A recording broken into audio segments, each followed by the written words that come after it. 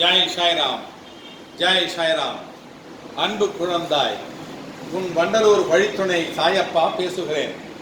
உனக்கு ஒரு விஷயத்தை முதலில் தெளிவுபடுத்த விரும்புகிறேன்.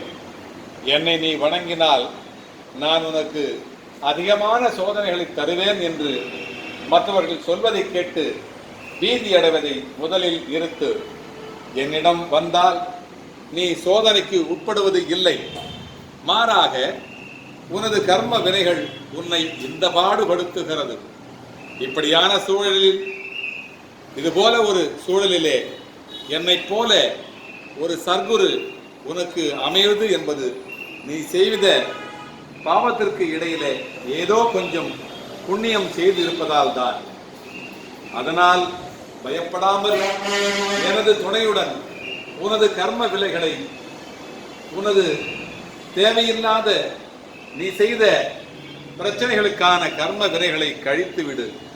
அடுத்து நான் சொல்ல விரும்புவது, சாயியின் பக்தன் என்பவன் சாதாரணமான பக்தன் அல்ல. அவன் யாரிடமும் இல்லாத மனோதிடமுள்ளவனாக இருப்பான்.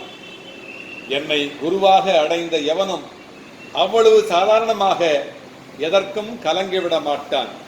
தலை போகிற விஷயமாக இருந்தாலும் என் சாயி இருக்க எனக்கென்ன கவலை என்று தைரியமாக எதிர்த்து நிற்பான். கோழையைப் போல தற்கொலைக்கு முயல மாட்டான். எதற்குமே தற்கொலை தீர்வாகாது.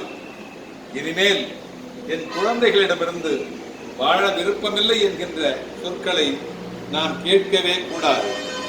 அவனுக்கு தெரியும், ஒரு நிமிடம் துணிவிருந்தால் உயிரை விடலாம், ஒவ்வொரு நிமிடமும் துணிவிருந்தால் உலகை ஆளலாம் என்பது.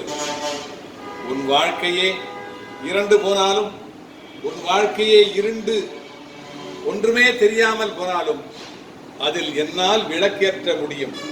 அந்த நம்பிக்கையை வைத்துக்கொண்டு யார் என்ன சொன்னாலும் கவலைப்படாமல் எனது ஸ்மரணையில் இருந்து பார். நீ என்ன குற்றம் செய்திருந்தாலும் நான் உன்னை குணவானாக ஆக்குவேன். நீ என்ன கஷ்டப்பட்டு கொண்டிருந்தாலும் உன்னை நான் கனவானாக ஆக்குவேன். சரியில்லாத பாதைக்கு நீ சென்று கொண்டிருந்தாலும், நீ மன உளைச்சலில் இருந்தாலும் கூட உன்னை ஒரு யூட்டன் அடிக்க வைத்து யூ ஆர் தி பெஸ்ட் என்று சொல்ல வைப்பேன். உன் வழித்துணை சாயப்பா உனது வழியிலும் வாழ்விலும் சாயாது உன்னை நடை போட வைப்பேன், நடை போட வைப்பேன், நடை போட வைப்பேன். அல்லாஹ் மாலிக். ஜெய் சாய்ராம், ஜெய் சாய்ராம், ஜெய் சாய்ராம்.